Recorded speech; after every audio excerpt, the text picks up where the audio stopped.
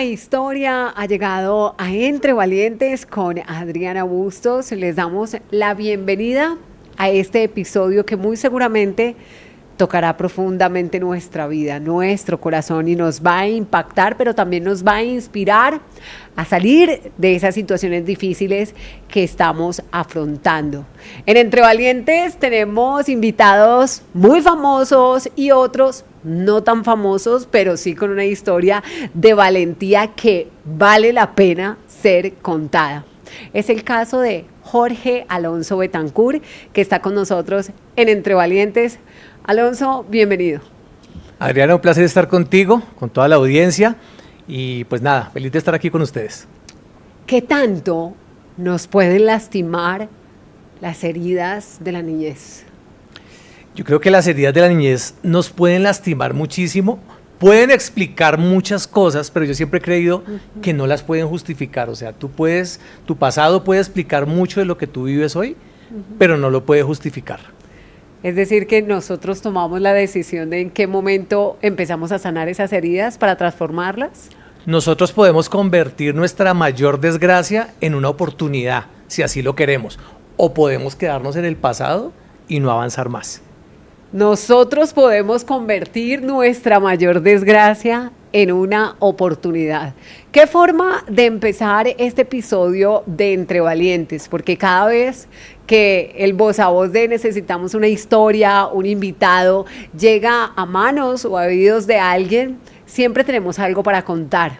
Y recuerdo muy bien cuando Alonso me dice, ¿te interesa la historia de un niño que tuvo que vivir en las calles, que sufrió violencia intrafamiliar, pero que también ha sido restituido de ese sufrimiento? Yo decía, wow, un niño que habitó las calles, que hoy siendo adulto me pueda contar cómo es esa experiencia. Claro que me interesa. Y Alonso me dice, ese niño fui yo. Háblame de ese niño. Bueno, este es un niño que realmente crece en el seno de una familia disfuncional. Fui abandonado por mi papá prácticamente desde antes de nacer. Nunca estuvo presente, siempre fue pues mi mamá la que hizo esos dos roles.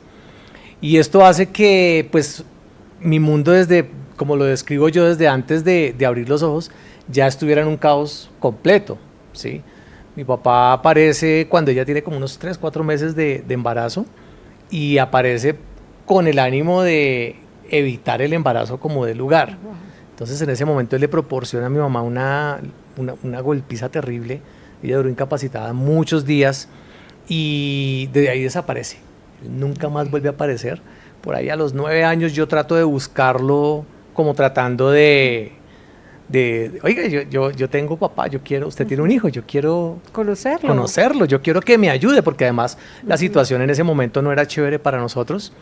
Entonces yo trato de buscarlo, pero pues eso es un evento que, en lugar de generar un poquito de esperanza o de alivio, realmente generas más dolor. Wow. Entonces pues ese niño, a raíz de esa pérdida paterna, empieza a crecer con su mamá, pero mi mamá a causa más bien de muchas situaciones que tuvo que enfrentar, cae en el alcoholismo. ¿Cuántos años tenía tu mamá? Mi mamá en ese momento yo creo que tendría unos 35 años, más o menos 30 años aproximadamente. ¿Tenía más hijos? Tenía más hijos. Mi mamá tenía un matrimonio anterior que pues por cosas de la vida también fue apartada de mis hermanos. Yo tengo 4 hermanos y ella fue apartada de ellos. Entonces se suma esta historia triste que ella ya traía y se encuentra con mi papá, y pues obviamente el refugio para ella en ese momento es el alcohol. ¿Cómo es tu vida o cómo es la vida de un niño cuando su mamá, que es su único refugio, cae en las redes del alcohol? Es triste porque yo de pequeño viví mucha inestabilidad.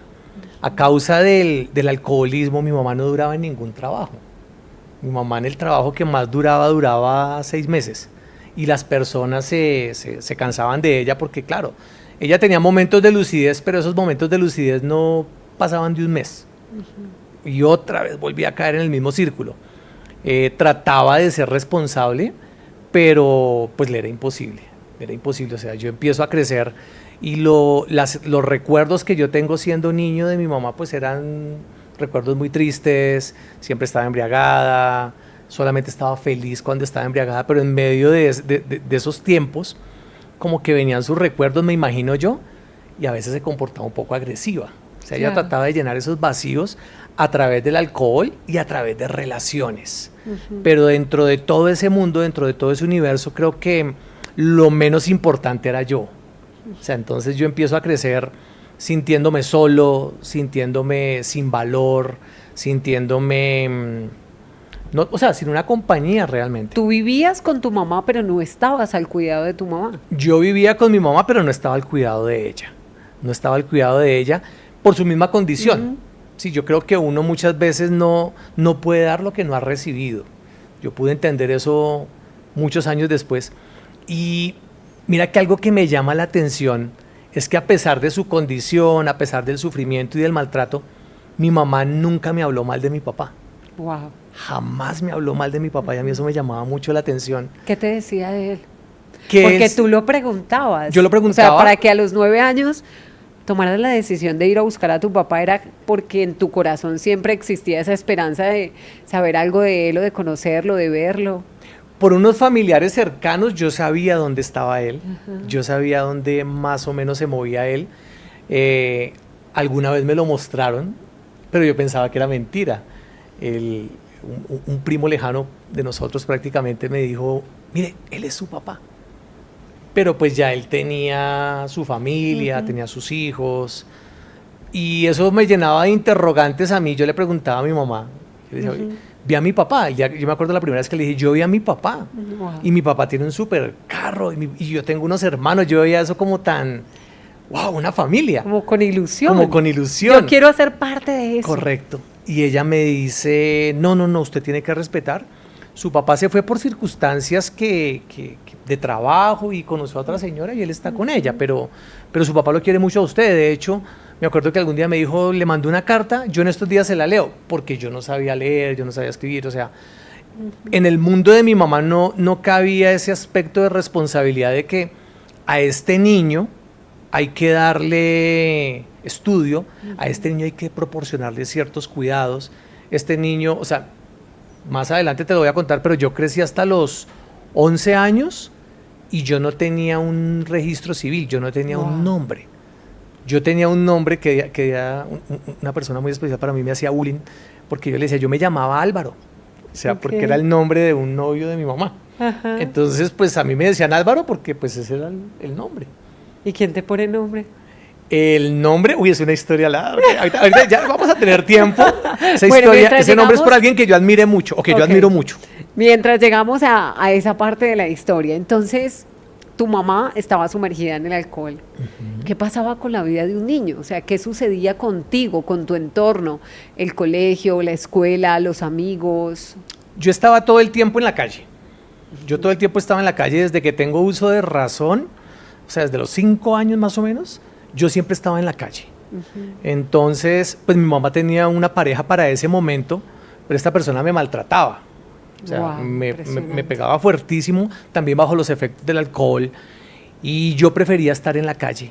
Yo prefería estar en la calle en las noches. O sea, yo prefería el frío de la calle que el maltrato de la casa. Entonces yo me la pasaba en la calle. Empecé a pedir monedas, empecé a comer sobras, dormía en la calle muchas ocasiones. Estamos hablando, Alonso, de Bogotá, de las Estamos calles hablando de Bogotá, de las calles de Bogotá. que en esa época eran más frías aún. Eran más frías, pero mira que eran menos peligrosas, entre comillas. Yo, por ejemplo, empecé a adaptar un estilo de vida, entonces yo sabía que podía dormir en ciertos lugares. Para esa época yo dormía mucho en Telecom, que queda en la calle 23 con carrera 13, en el antiguo edificio. Pues ahí había como unas sombras, algo que daba sombra, entonces yo podía dormir ahí tranquilamente, sin problema. A 2 cuadras me quedaba el baño, que era la Rebeca, la fuente de la Rebeca. Entonces yo me bañaba ahí. Wow. Yo me bañaba ahí ponía a secar mi ropa. alguien me molestaba hace poco, me decía, usted era exhibicionista. Pero yo me bañaba ahí y empecé a buscar compañía en lo que yo pensaba que eran como mis pares, que eran otros niños de la calle. Claro. Entonces yo todo el ¿De tiempo... tu misma edad? De mi misma edad, algunos eran hijos de vendedores ambulantes. Okay. Y a mí me llamaba la atención era porque en las mañanas yo estaba en soledad. O sea, yo estaba en las calles, pero estaba solo. Y ya después de mediodía aparecían mis amigos. Claro. En algún momento yo les pregunto a ellos, ¿Y ustedes dónde se la pasan? Además que me llamaba mucho la atención que su forma de vestir era igual. Entonces todos tenían un jean azul, un saquito azul y una camisa blanca, que era el uniforme de la escuela. Estaban en el colegio, estaban en la escuela. En la escuela. Pero yo no sabía, yo tenía ni idea de qué era eso. Entonces yo les dije un día, oiga, yo quiero ir allá, porque ellos me dijeron dónde quedaba su escuela y yo fui, yo los vi jugando en el recreo y yo vi todo por unas rejas y yo decía, yo quiero ir allá. Entonces como que sí, pero hay que pagar. Claro. Entonces yo le dije a mi mamá que yo quería ir allá donde ellos estaban y como que sí, después. Y algún día yo vi a uno de los papás de estos niños. Imagínate que yo lo vi contando monedas y yo lo vi contando plata, era un vendedor ambulante, tenía... En esa época la industria del cine en Bogotá, en el centro de Bogotá, era impresionante. Había un teatro cada 2 cuadras. Entonces ellos vendían dulces en los teatros y yo vi esa mano de plata y yo quedé como, wow, eso es una buena idea de negocio. Buena idea de negocio. Entonces yo le dije que eso cómo hacía y yo me acuerdo tanto que ese señor me dijo, trabajando, mijo. Pero yo no sabía, entonces yo... Tú querías saber cómo se trabaja. Cómo se trabaja y cómo se hace. Yo sé que usted trabaja, pero ¿cómo? Pero ¿cómo es? Yo no sabía leer. O sea, ¿cuántos años tenías ahí ya? Ahí tenía unos 7 años más o menos aproximadamente. Impresionante. Entre 7 y 8 años. Y yo no sabía leer, yo no sabía escribir, o sea, ni nombre tenía para ese momento. Y algo que yo veía era los amiguitos antes de poder salir a jugar a la calle, tenían que hacer sus tareas. Entonces yo veía las planas que ellos hacían y yo veía las vocales y yo me empecé a interesar por eso. Y en algún momento empecé a ver un programa que se llamaba Plaza Sésamo. La televisión era mi mundo, era lo único con lo cual yo me podía distraer. Mi mamá pues cuando no estaba embriagada pues estaba por ahí haciendo sus oficios y eso, pero por lo regular, por la condición, siempre mantenía dormida, le gustaba dormir mucho. Entonces yo empecé a ver ese programa y me llama la atención un personaje que se llama el Conde Contar, un vampirito ahí, y él empezaba a contar murciélagos y a enseñar los números, y a mí me llamó mucho la atención. Entonces yo empecé a ver el Conde Contar y explicaban claramente lo que era hacer una suma, lo que era hacer una resta, y los números. Y yo me puse pues ahí juicioso como en un papelito a mirar lo que él hacía. Luego aparecen Enrique y Beto, entonces ellos hablaban era acerca de las vocales, aparecía un mostrico que se llamaba Archibaldo y se comía las galletas, se comía los números, y en medio de toda esa risa y todo eso, pues yo empiezo como a unir vocales, empiezo a unir consonantes. O sea que esa fue tu escuela. Esa fue mi escuela. Entonces, cuando menos me di cuenta, empecé a hacer pruebas y yo ya leía los periódicos que había en la calle. Creo que en esa época había un periódico que se llamaba, creo que El Bogotano, si no estoy mal. Y yo empecé a darme cuenta que yo empecé a leer. Que ya sabías lo que decía. Que ya sabía leer, yo ya sabía lo que decía ahí y empecé a sumar y empecé a restar y me di cuenta que ya sabía algo. Entonces yo dije, no, yo ya puedo ir a la escuela, que se necesita plata. Entonces yo... que espere, que hay que esperar. Que hay que esperar. Entonces, pues, siempre era como que, quitémonos a este chino de encima. Y un día, donde yo me di cuenta que lo de los dulces funcionaba, y yo me acuerdo tanto, yo ya pedí perdón por eso, pero yo fui y le quité plata, mi mamá ya estaba dormida, y yo me acuerdo que yo fui, cogí de su plata, y fui y compré una caja de frunas. Yo ya miraba cómo era que vendían, entonces yo fui y me compré una caja de frunas. Ya sabía sumar. Ya sabía sumar y todo, y me acuerdo tanto que era el estreno de una película que se llamaba Flashdance, y jamás se me va a olvidar, en la séptima con 22, y yo llegué y me paré ahí a ver cómo hacían los demás, y yo llegué y cogí la fila y empecé a decir, mona, la fruna, la fruna. Yo me acuerdo que había recorrido, no sé cuántos metros, quizás 100 metros, 200 metros, y la caja se vendió toda. Se acabaron las Se frunas. acabaron las frunas. Y me devolví rápidamente y compré otra caja de frunas. Y volví igual. Se te acabaron Se las me frunas. acabaron las frunas. Y empecé así, yo me acuerdo que ese día vendí como 4 o 5 cajas de frunas. O sea, yo me sentía millonario. Y empecé a sacar cuánto valía cada caja. Y saqué las ganancias y para mí fue increíble porque era como decir tener hoy en día tú de ganancias, no sé, 40,000 pesos en el bolsillo. Ok. Y desde mi condición yo tenía un sueño en ese momento. Y mi sueño era comer pollo. No, yo pensé que me ibas a decir, y mi sueño era matricularme en el colegio. No, yo quería comer pollo, yo quería dejar de comer sobras, yo quería dejar de estar buscando en los ¿Qué restaurantes. pasaba con la comida en tu casa? O sea, tu mamá... A veces había, a veces no había, pero como yo me la pasaba en la calle por llegar tarde, pues por lo regular a veces cuando yo lograba llegar a la casa, pues ya estaba dormida. Ella estaba dormida con su novio o estaban tomando con sus amigos. ¿Ella no te decía nada porque vivías en las calles? No, no, ¿sabes qué no? Ella no era muy despreocupada. En sus momentos de lucidez, siempre fue muy linda. Siempre era muy linda, como que quería algo para mí, quería lo mejor para mí. Me trataba bien, como que, no sé, yo diría como aquietar un poco la conciencia. Claro. A veces esta persona se apartaba de ella. Y la dejaba hacer. Y la dejaba hacer. ¿Quién era ella? Claro. ¿Quién era ella? Entonces... Asumir su rol de mamá. Su rol de mamá. Porque tristemente y en Entre Valientes siempre vamos, en la construcción de estas historias, siempre les vamos compartiendo a ustedes también esos mensajes y es qué rol estamos descuidando, porque en la vida tenemos muchos roles. Ese rol de esposas, ese rol de esposos, pero también el rol de padres, el rol de hijos, y que cada uno debemos desempeñarlo con excelencia. Tristemente, es una realidad en Colombia que están abundando en los hogares disfuncionales, como los llamas tú, donde tal vez papá abandona el hogar y los niños tienen que llegar a los brazos de mamá únicamente y mamá luego se enamora, pero que mamá no se olvide de sus hijos, que mamá no se olvide de ese rol tan primordial como lo es el cuidar y proteger, porque siento que eso era lo que tú buscabas, pero cuando no lo encontrabas y encontrar maltrato incluso de las manos del amor de tu mamá, pues era aún más difícil.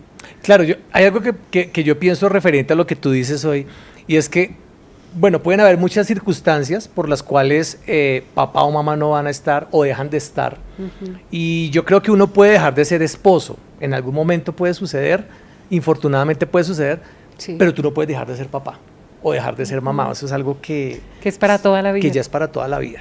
Eso, o sea, yo digo que hay circunstancias que pueden hacer que un matrimonio se divida, que embarrada digo yo, Sí, obvio. pero uno, bueno, tú dejaste de ser esposo, pero ese vínculo de consanguinidad con tu hijo, con tu hija, No va a pasar. eso nunca va a cambiar. ¿Qué te eso nunca va a decía cambiar. ella en esos momentos de lucidez? Me trataba bien, me decía, me acuerdo que me decía, yo siempre era muy dientón, me decía mis dientecitos, mis no sé qué. ¿Cómo No, me te trataba sentías súper en bien. esos momentos? Uy, súper amado, yo me sentía súper bien y era muy triste cuando de pronto yo salía a la calle y volvía a jugar y yo notaba un leve aroma a alcohol, o sea, como que Y tú decías, ya. otra vez, hasta ahí llegó. Y venía la decepción, venía la tristeza, uy, era terrible. Yo creo que nada me causaba más tristeza que oler un poco el alcohol. Porque yo Sentías que decía, perdías a tu mamá. sí, otra vez mi mamá se iba. Y yo me acuerdo que le decía, usted está tomando otra vez. Y ella me decía que no, pero yo sabía que sí. Claro, Y ya era tenías terrible. identificado el olor. Era terrible. ¿Cómo es vivir en las calles? Duro, pero yo siento que hace poco yo le decía a alguien que si tenía el poder de devolver el tiempo, yo le dije, devuélveme a los 9 años. Y esta persona me dijo, ¿por qué a los 9 años? ¿Por qué a los 9 años? Le dije, porque a los 9 años pasaron cosas muy chéveres en mi vida, a pesar de todo el mundo en el que yo vivía, pasaron cosas muy chéveres. Yo le decía, por ejemplo, ahí yo pude entrar a estudiar, Ok. porque cuando yo quería entrar a estudiar, como no pude, entonces yo ahorré, y había una señora que por cariño le decían la vecina. Entonces yo un día le dije a la vecina, le dije, vecina, yo quiero estar en la escuela. Y ella sabía mi condición, ella sabía lo de mi mamá y eso, y me dijo, pues papito, yo lo puedo matricular, pero ¿qué hacemos? O sea, Claro. necesitamos sus papeles. Y ahí fue donde ella habló con mi mamá y le dijo, y no, yo no tenía un registro civil, yo no tenía una partida de bautismo, yo no tenía nada. Claro. Entonces ella me dijo, vamos a hablar con la profesora y vamos a ver qué nos dice. Y fuimos a la escuela de ese momento y fue chistoso porque esta señora sin venturas mentiras dijo, mire, lo que pasa es que ellos vienen por allá de un pueblo, la notaría donde está el registrado no llegó y no sé qué, pero los papeles van a llegar porque la notaría se quemó, pero bueno, yo me acuerdo que ella hablaba y hablaba y hablaba. ¿Y tú qué decías? Yo no decía nada y finalmente Yo, la profesora sí. llegó y dijo, mire, él es tan juicioso que él no ha hecho primero y él ya sabe leer, él ya sabe escribir. Wow. ¿Cierto, papito? Mire, lea lo que dice acá. Entonces yo, entre valientes, con Adriana Bustos. La profesora dijo, wow. ¿Y nunca has estado en una escuela? Y yo, no, señora. Entonces digo, y el juiciosito y no sé qué. Lo que pasa es que sí nos tiene que dar tiempo para los uniformes y para los papeles y unas cosas. Entonces la profesora, me acuerdo que le dijo, listo. Se los recibo. Se lo voy a recibir. ¿Cómo se llama? Y la señora dijo, él se llama Álvaro. Álvaro Alonso. Porque ese era el nombre de la pareja de mi mamá. Y pues yo me llamo Álvaro. Bueno, pues yo me llamo Álvaro. Entonces, El que te pegaba. El que me pegaba. No puede ser. El que me pegaba. Entonces me pusieron el nombre y el apellido del señor además. Entonces yo, pues bueno. Entonces era muy chistoso. Yo me acuerdo eso con mucha risa. Porque pues... Menos mal hoy lo podemos contar con risa, ¿no? Hoy lo podemos contar con risa porque mi mamá me decía siempre Alonso, que es el nombre de mi papá. Pero era muy chistoso porque a veces estaba en clase y de pronto la profesora decía, Álvaro, al tablero. Y yo seguía ahí sentado. O sea, yo no tenía ni idea de quién era Álvaro. O sea, para ti el Álvaro no El existía. Álvaro no existía. Cierra. Entonces cuando decía el apellido, entonces yo me paraba y ya iba. Ajá. Entonces me tenías que decir por los dos pilotos, Álvaro Alonso, porque si me decía solo Álvaro, yo no entendía. Ajá. Entonces, así me matriculan y así empiezo a ir a la escuela, obviamente con mi uniforme normal, o sea, con mi ropa normal, y vendiendo dulces. Entonces yo en la mañana iba a la escuela y en la tarde vendía dulces. Entonces ahí compraba que la camisita, que el saquito, que los libros. Ajá. Y la vecina siempre me hacía el favor de comprarme todo. Wow. Solamente lo único triste de esa historia es que pude completar el uniforme en noviembre. Ya cuando te ibas a ir a vacaciones. Y el otro año te quedó chiquito. Ya no se pudo hacer nada. Alonso nos está contando su historia de abandono, su historia de lucha en medio del alcoholismo que se apoderó de la vida de su mamá y de los errores que como seres humanos en muchas ocasiones cometemos. Esta historia que además tiene un inicio muy emprendedor con lo de las frunas. Y no quiero perderme ese momento del pollo donde nos salimos un poquito porque tú dices, vendo esas cajas de frunas y tenía un sueño, comerme un pollo. Y tal vez hay muchas personas que en estos momentos no lo pueden hacer. No pueden comprar un pollo, no pueden comprar una hamburguesa, lo que para algunos puede llegar a ser tan normal y tan sencillo de voy a ir a comerme una hamburguesa, para otros no, y fue tu caso con lo de las frunas. Total, y yo creo que eso es un llamado a la gratitud, porque lo que tú dices, muchas veces estamos tan acostumbrados a las cosas buenas que no las valoramos, o sea, pensamos que tenemos el derecho de tomarnos un café y olvidamos que hay personas que no tienen ese privilegio, porque es un privilegio. Yo me acuerdo que yo llegué al asadero en la calle 22 abajo de la Caracas, que era la compañía del sabor en el momento, y llegué yo ahí, y claro, cuando yo voy entrando, pues el vigilante me para y me dice, ya le saco, porque yo siempre iba y me daban pues los restos. Y dije, no, es que estas vengo a comprar. Entonces yo se quedó mirando y me dijo, ¿qué va a comprar? No lo dejan entrar. Le dije, ¿me hace un favor? Mono, ¿me compra medio pollo? Ay. Y yo saqué mis monedas y se las conté. Y él quedó como aterrado y me dijo, ya se lo compro. Y él salió, me entregó mi medio pollo. Yo me fui allá a mi apartamento en Telecom. Me hice ahí debajo. Y mira que me hice un voto interno. A mi pedacito de tierra ahí.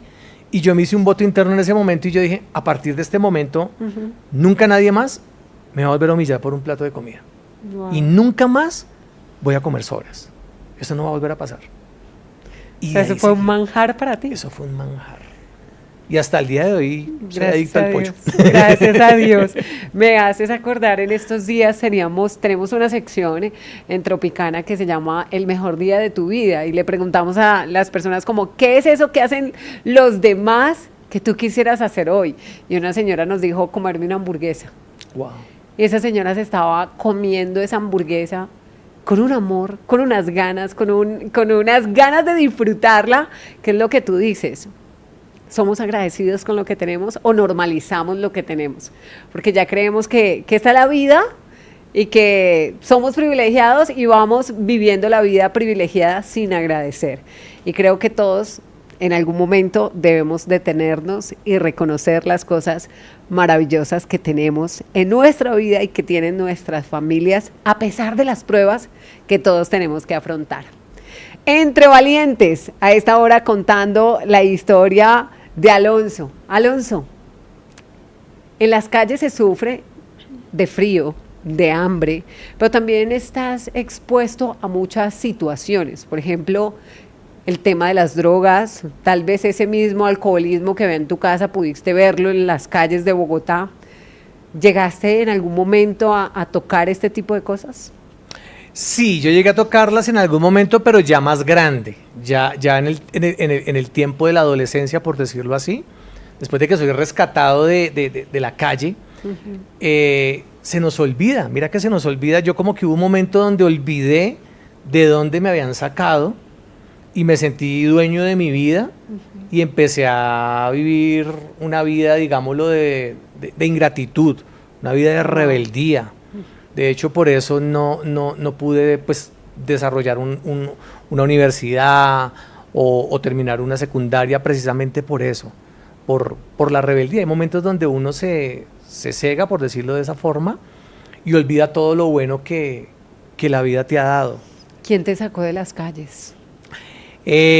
Yo sigo vendiendo furnas en las calles, sigo haciendo sigo mi emprendimiento de comestibles. De las frunas. De las frunas. Ahora, en medio de todo eso, traté de ensayar con muchas cosas, porque yo donde veía que había una oportunidad de plata, ahí estaba, o sea. De una. Quería cantar en los buses, eso fue un intento fallido, porque me subí a cantar con un niño. Ahí te pedían, era la plata. Pero me dio risa, me dio risa, entonces esa historia no salió bien, porque él empezó a cantar. Ajá. Y cuando él empezó a cantar a mí me dio mucha risa. No puede ser. Y la gente del bus se contagió de la risa y nadie nos dio plata, él se bajó bravo conmigo. Y te despidió. Y me despidió, o sea, entonces me di cuenta que la música no era lo mío, no desde el punto artístico. Ajá. Traté de ilustrar zapatos, porque también me di cuenta que las personas que lo hacen con juicio, o sea, que ya tienen un punto fijo, les iba muy bien. Entonces traté de hacerlo también, pero me metí a algo que en ese tiempo se llamaba el gimnasio mental en Bogotá. Me puse a jugar maquinitas y me distraje, y por estar distraído, alguien me robó la caja. No puede ser. No pude desarrollar esa carrera, entonces me tocó volver a las frunas. Las frunas siempre era como mi desvare, por llamarlo. Claro, ya tenías claro cómo era. Y yo ya tenía los horarios de los teatros, yo ya sabía dónde podía ir, yo ya sabía dónde no te dejaban los demás. No me dejaban los demás. Y pues claro, sí estaba en una situación muy vulnerable porque pues era un niño. Claro. Entonces los más grandes, pues en muchas ocasiones ¿Te trataban mal? Me trataron mal, me quitaron las frunas, me robaban la plata. No, sí me pasaban muchas cosas desagradables, me pegaban, sí. Yo quiero comprender porque mientras vamos escuchando tu historia, veo mucha paz en ti, mucha tranquilidad. Y a veces cuando hemos sufrido todo esto, digamos que uno vuelve a los recuerdos y vuelve con dolor, vuelve con tristeza, vuelves con coraje tal vez de lo que te tocó vivir, pero noto que tú, no sé si es solo lo que yo noto, percibo, que incluso has agradecido por ese tiempo que viviste y por esas pruebas que viviste. Sí, yo no puedo decir que el dolor no, o sea, lo que tú dices, uno muchas veces mira y hay muchas cicatrices. Creo que las cicatrices son como tatuajes, yo lo identifico así. Tengo entendido, yo no tengo tatuajes, pero tengo entendido que cuando una persona se hace un tatuaje, duele, y al comienzo tiene que tener ciertos cuidados, el sol, una cantidad de cosas, pero después el tatuaje se convierte en algo de mostrar. Hay gente que es feliz exhibiendo sus tatuajes, Y yo pienso que lo mismo sucede con las heridas. A veces las heridas son sencillamente un tatuaje, en el momento que te lo haces te duele la aguja, te duelen muchas cosas, pero después eso se convierte en una obra de arte, en algo que tú puedes mostrar y otros dicen, wow, ¿sí? A veces pienso en cosas y mira que yo me atrevería a decir que de pronto a veces duelen más situaciones del presente que del pasado. ¿Cómo cuáles? No sé, a veces uno es incomprendido. A veces pensamos que la unidad es sinónimo de la uniformidad. Y olvidamos que todas las personas tenemos un mundo, una forma de pensar diferente, y el hecho de que tú y yo pensemos diferente no hace que no podamos estar de acuerdo, que no podamos tomarnos un café, compartir y reírnos. Y a veces olvidamos eso. Y yo siento que eso muchas veces hace daño. El rechazo. Yo creo que el rechazo hace mucho daño. Y yo creo que más cuando uno lo viene viviendo desde pequeño. Desde pequeño. O sea, son heridas que al presente, si alguien te rechaza, te puede mover. Sí. El rechazo de tu papá, el rechazo de tu mamá, el rechazo de la pareja de tu mamá, el rechazo de tus amigos, de los que te rechazaron del lugar donde ibas a vender frunas, hasta que llegas a la actualidad y una persona te rechazó y avivó esa herida. Correcto. Y yo a veces como que miro eso de pronto con mi forma de pensar, porque yo creo que la condición en la cual yo crecí hizo que se formaran como ciertos topes o ciertas etiquetas, por darle un nombre, y habían personas que de pronto, pues como tu mamá es alcohólica, como tú no terminaste tu primaria o tu bachillerato, tienes una profesión, como tú no tienes una profesión, tú no tienes derecho a opinar. Algo así podría pasar. Y siento que a veces puede llegar a suceder el día de hoy y eso duele. Eso sí me duele. Impresionante. Y ahora me cuentas cómo le haces cuando llegan esos comentarios. Y vamos en la parte de la historia de salir de las calles. Entonces, ¿cómo logras vencer las calles de la fría Bogotá y dejar, no sé si abandonar esa tierrita ahí en Telecom? Aparecen unas personas en mi vida. En el año 1984-85 aparece una persona, un empresario artístico que se llama Armin Torres. Hoy está radicado en los Estados Unidos. Es una persona a quien yo siempre llevo en mi corazón, siempre lo llevo con mucha gratitud. Y al lado de Armin también aparece una persona que trabajaba en ese momento con él, que se llama Jorge González. Entonces Jorge aparece ahí. Y desde el primer momento en que, todo es por una coincidencia de otra persona, yo llego a vender unas frunas allá al Teatro Colsubsidio y en ese momento pues Armin me ve y me compra frunas, luego le llamo la atención y yo en ese momento me pregunta, entonces pues bonito, le tengo la fruna y todo el cuento. Y yo me acuerdo que en ese tiempo nosotros vivíamos en un lugar horrible, o sea, el lugar donde nosotros vivíamos, te puedes imaginar, era muy feo. Muy feo. Y yo me acuerdo de las paredes de ese lugar y yo veo que ellos tienen unos afiches ahí de unos artistas y yo me le acerco a Jorge González y le digo a Jorge, le digo yo, bueno, ¿usted no me regalaría unos afiches? Entonces me dijo que sí. Yo, claro, cuantos quiera. Entonces digo, pero tiene que ir a mi oficina. Entonces yo me acuerdo, le dije, sí señor, y él me dijo dónde queda la oficina, y yo me puse cita con él, y Jorge muy amablemente me atendió en su oficina. Yo le agradezco que me hayas recibido, porque una cosa es lo que tú estás viendo hoy, otra cosa era la persona con la cual Jorge estaba hablando. O sea, era un niño que la única compañía que tenía eran sus piojos, o sea, su ropa sucia, un niño de la calle. Y Jorge me recibió, me acuerdo que el día que yo llegué al edificio donde él me recibió, pues el vigilante no me dejaba entrar. Claro. Pero había algo que le llamó la atención, era que yo estaba preguntando por una persona que estaba ahí. Que trabajaba allí. Que trabajaba ahí. Tú le dijiste que te había dado una cita, todo. Mira, lo tengo tan claro que yo le dije, es don Jorge, el del Renault rojo, rojo. Y le dije la placa, que hasta el día de hoy no se me ha olvidado, C211, HYS 211. Si Jorge ve esto se va a reír porque sabe que es verdad. Y ya, pues ahí sí fue llamado a don Jorge y don Jorge me hizo subir. Entonces, Jorge me regaló una cantidad de afiches impresionante y ese día Jorge me invitó a almorzar a un restaurante en Chapinero Y el muchacho, como era de buen comer. Y el muchacho, como era de buen comer. Es de buen comer. Yo ese día me acuerdo también porque pues yo no sabía usar cubiertos. Y yo me senté en ese restaurante a comer y yo cogía todo con la mano. No. Y la gente me miraba. ¿Y él qué te decía? Él me miraba con un amor tan grande que, o sea, en todo el almuerzo nunca me dijo, coge esto así o agárralo así. ¿Antes alguien había hecho algo así Nunca. por ti? Nunca. Yo veía ahí un ¿Cuántos amor. años tenías en ese momento? Tenía 9 años, 9, 10 años. Ok, muchas cosas en muy poquito tiempo. En muy poquito tiempo. Y yo comí y de ahí me llevó y me dijo, Camino me acompaña, y me dijo que me quería gastar la peluqueada. Pero yo Así estaría. Sí, pero yo no quería que me peluquearan porque yo tenía piojos. Ay, me daba mucha no pena. puede ser. Entonces, bueno, ese día me logré salir del tema. Que tenía una agenda muy ocupada esa tarde y bueno, me pude ir. Pero de ahí pues ya empiezo a ir a la oficina de ellos, empiezo a hablar con Armin, empiezo a contarle mi condición y lo que yo vivía, y yo se lo contaba a él como con tanta naturalidad, o a ellos con tanta naturalidad, que para ellos era como... Yo me acuerdo que algunos de sus colaboradores lloraban cuando yo hablaba. Pero para ti era normal. Para mí era normal, o sea, para mí era normal que el señor llegó borracho y me pegó y yo alcancé a salir a correr y no sé qué, pero para mí eso era como tan normal. Y ellos decían como que, wow. Entonces decidieron que me iban a dar trabajo para que yo no estuviera más vendiendo en las calles, y la condición era que yo tenía que estudiar. Y el trabajo que encontraron para mí fue que sacar unas fotocopias, que organizar unos papeles.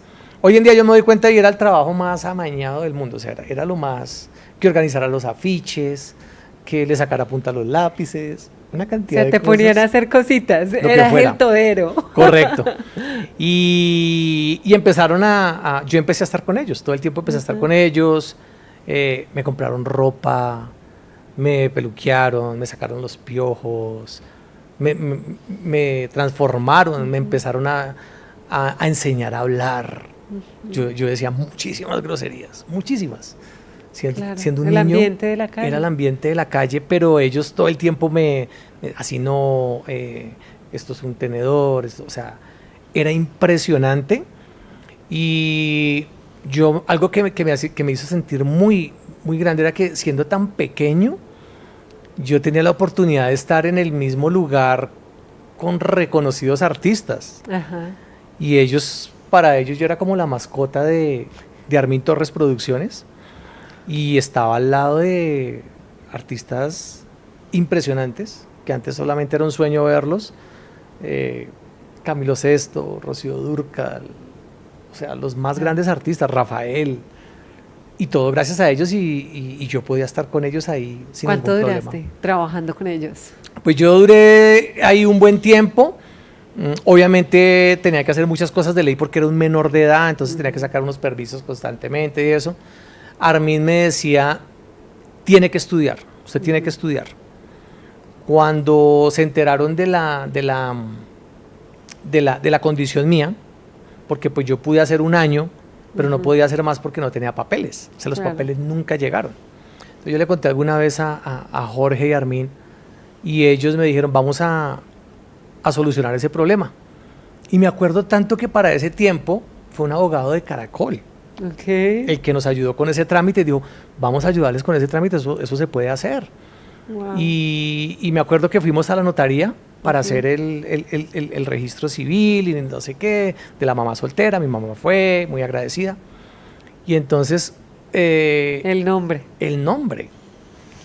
Pequeño detalle. Pequeño detalle. Me imagino que tú ese Álvaro no lo querías. Yo no quería ese Álvaro. ¿El Alonso? El Alonso sí, porque era el nombre de tu papá. El nombre de mi papá. Ajá. Y había algo que yo admiraba mucho en Jorge. Jorge era el alma de la fiesta. Ajá. O sea, Jorge siempre estaba con los artistas. Jorge era el que les organizaba las entrevistas. Jorge era el que llamaba a los medios. Además, muy inteligente. Jorge era, mejor dicho... Y ¿Tú te lo querías echar al bolsillo? No, yo amaba y amé y amo a Jorge González. O sea, Jorge es guau. Y Jorgito para mí era Jorgito. Entonces cuando dijeron, bueno, ¿y cómo vamos a llamar? Entonces mi mamá dijo, no, pues él se llama Alonso. Y dije, perdón, yo podría cambiar el nombre. Entonces, pues claro, mi mamá no podía decir nada, pues estaba Jorge, sí, claro.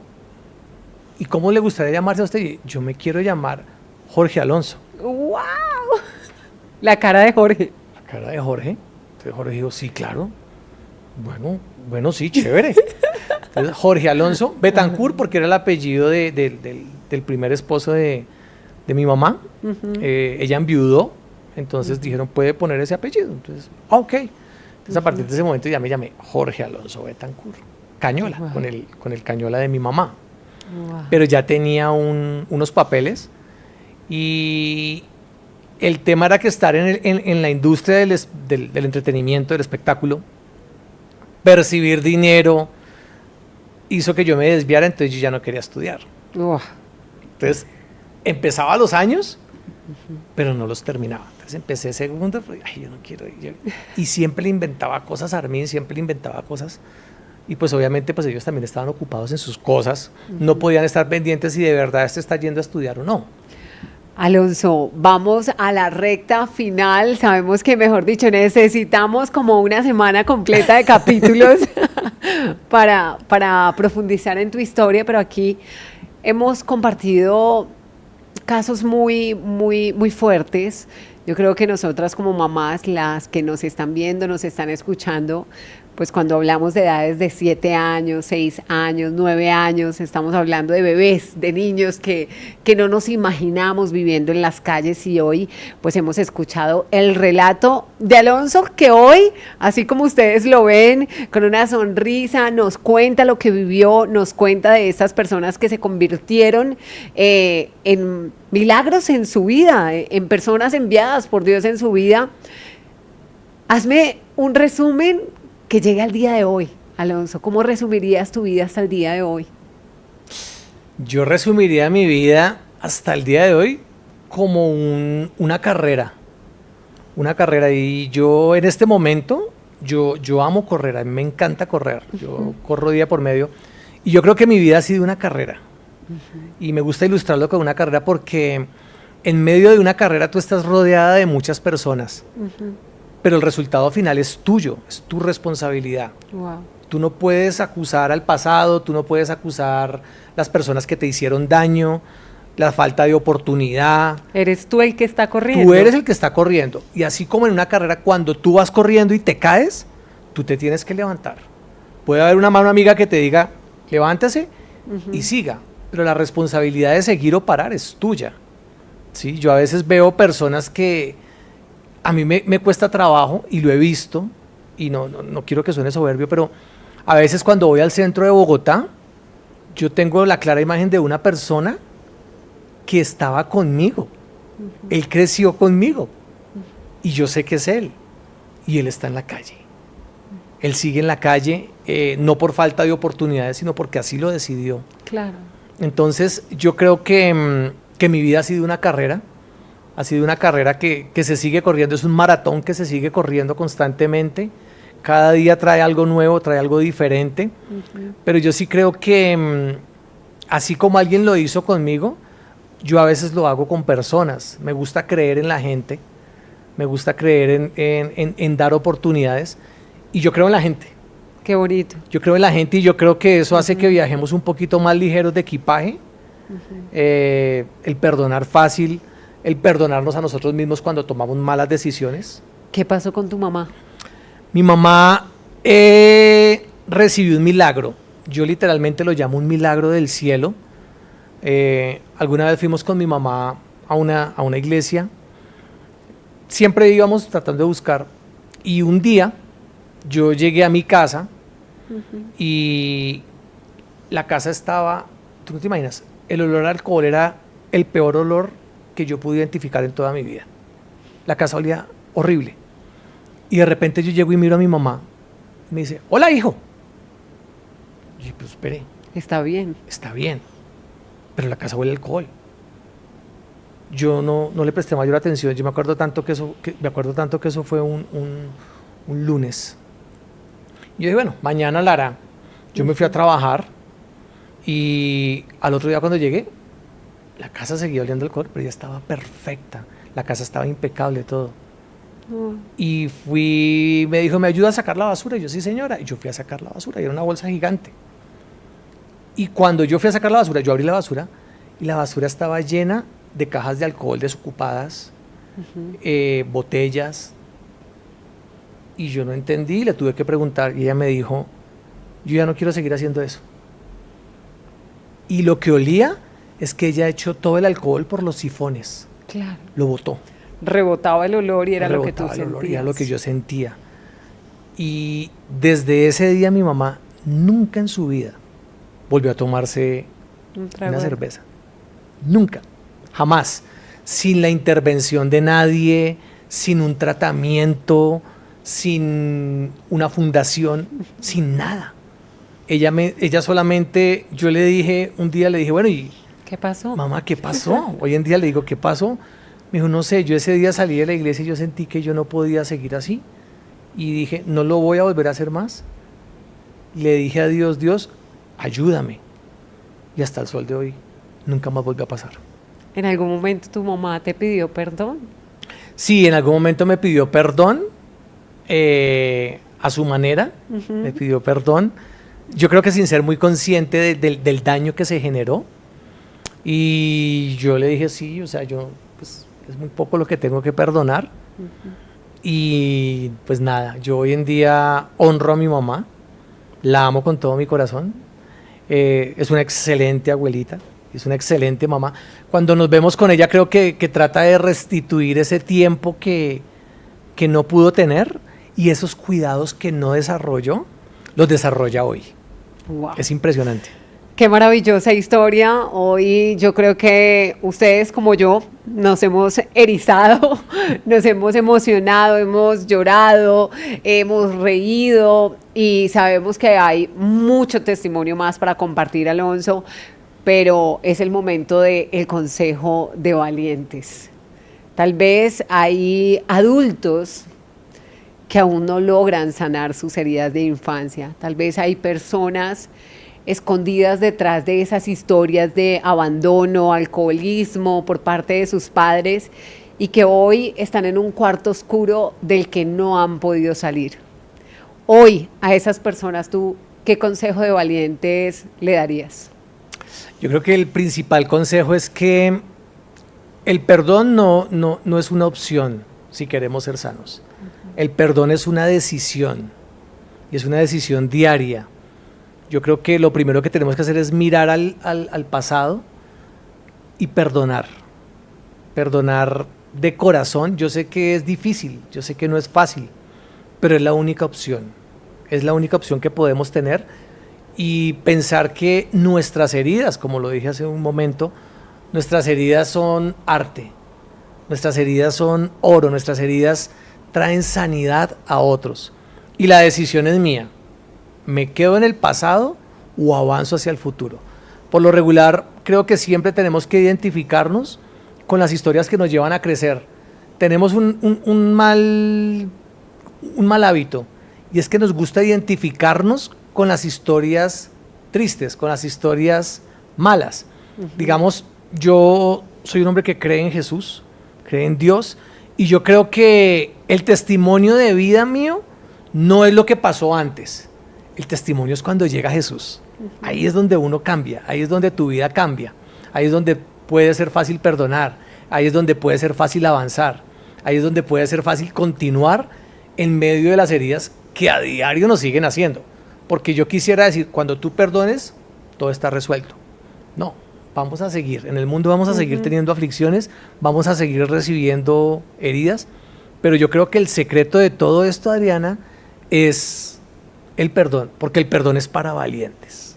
Wow. Y dos aspectos muy importantes es, Dios le ayudó a tu mamá, Dios te ayudó a ti, y muy seguramente Dios te va a ayudar a ti, que estás atravesando por ese momento de dificultad, por esa prueba. Alonso, gracias por acompañarnos en Entre Valientes. Adriana, muchas gracias a ti, muchas gracias a toda la teleaudiencia, y espero que esta historia de verdad los pueda animar a confiar en Dios y a mirar en su corazón. Yo creo que con mucha ternura todos quedamos admirando a Aloncito, el niño que vive en las calles, pero también a Alonso, el caballero que hoy tuvimos la oportunidad de conocer su testimonio aquí en Entre Valientes con Adriana Bustos. Un abrazo.